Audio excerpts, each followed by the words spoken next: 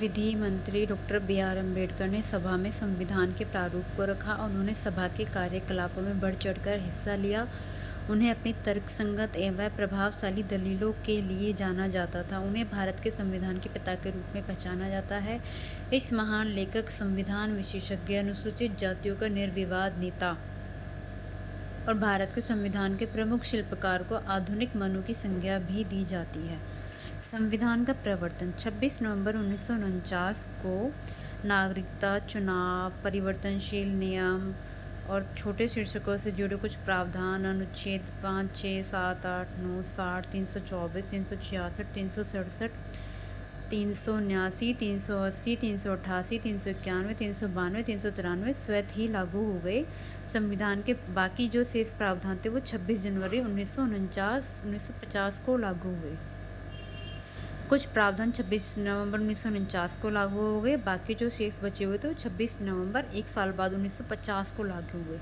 इस दिन को संविधान की शुरुआत के दिन के रूप में देखा जाता है और इसे गणतंत्र दिवस के रूप में मनाया जाता है। इस दिन को संविधान की शुरुआत के रूप में इसलिए चुना गया क्योंकि इसका अपना ऐतिहासिक महत्व है।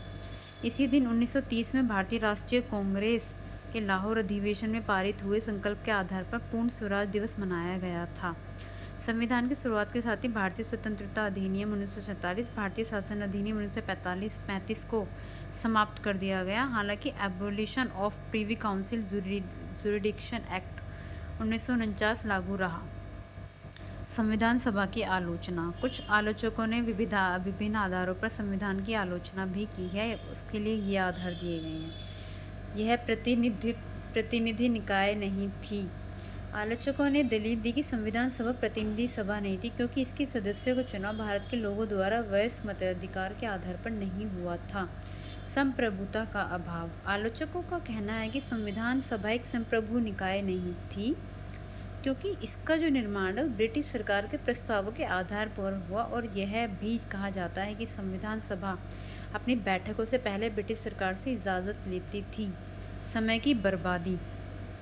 आलोचकों के अनुसार संविधान सभा ने इसके निर्माण में ज़रूरत से कहीं ज़्यादा समय ले लिया। उन्होंने कहा कि अमेरिका के संविधान निर्माताओं ने मात्र 4 महीने में अपना काम पूरा कर लिया था। कांग्रेस का प्रभुत्व। आलोचकों का आरोप है कि संविधान सभा में कांग्रेसियों का प्रभुत्व था। ब्रिटिश के संविधान एक्सपर्ट ग्रेनविले ऑस्टिन ने टिप्पणी की, संविधान सभा एक दलीय देश का एक दलीय निकाय है। सभा ही कांग्रेस है और कांग्रेस ही भारत है। वकीलों और राजनीतिज्ञों का प्रभुत्व। यह भी कहा जाता है कि संविधान सभा में वकीलों और नेताओं का बोलबाला था। उन्होंने कहा कि समाज के अन्य वर्गों को पर्याप्त प्रतिनिधित्व नहीं मिला। उनके अनुसार संविधान के आकार और उसकी जटिल भाषा के पीछे भी यही मुख्य कारण था। यह कहा जाता है कि जो सभा में जो वकील और नेताओं का बोलबाला था, क्योंकि उस टाइम पे बहुत सारे वकील थे जो बाहर से पढ़ के आते थे, अच्छे घरों के लोग, जैसे कि गांधी जी, जवाहरलाल नेहरू। वो समाज के जो अन्य वर्गों को उनको पर्याप्त प्रतिनिधित्व नहीं मिला। संविधान के आकार और उसकी जटिल भाषा के पीछे भी यही मुख्य कारण था। हिंदुओं का प्रभुत्व। कुछ आलोचकों के अनुसार संविधान सभा में हिंदुओं का वर्चस्व था। लॉर्ड विस्काउंट ने इसे हिंदुओं का निकाय कहा। इसी प्रकार विंस्टन चर्चिल ने टिप्पणी की कि संविधान सभा ने भारत के केवल एक बड़े समुदाय का ही प्रतिनिधित्व किया। यहाँ पे मैं ये कहना चाहूँगी कि जो समय की जो बर्बादी जो आलोचकों ने जो आलोचना की है कि अमेरिका का जो संविधान है केवल मात्र 4 महीने में अपना काम पूरा कर लिया। अमेरिका की तुलना में हमारे भारत का संविधान बहुत लंबा है और लिखित संविधान है, तो उसको बनाने में इतना टाइम तो लगता ही। कांग्रेस का प्रभुत्व।